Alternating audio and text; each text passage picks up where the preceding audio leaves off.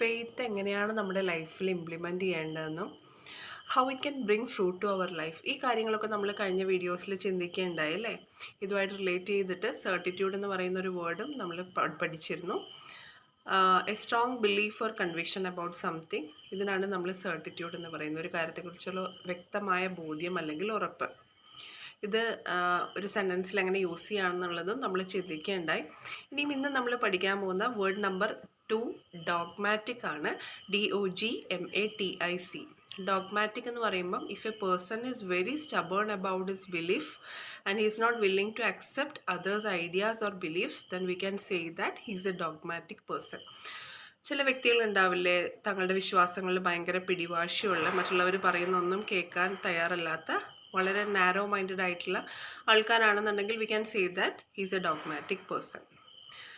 Example പറയുവാണെങ്കിൽ, don't be so dogmatic, you have to be practical in life. ഇത്രയും പിടിവാശി പാടില്ല, നമ്മൾ ലൈഫിൽ വളരെ പ്രാക്ടിക്കൽ ആവണം. We cannot argue with him, he is very dogmatic. നമുക്ക് അവനോട് തർക്കിക്കാനൊന്നും പറ്റില്ല.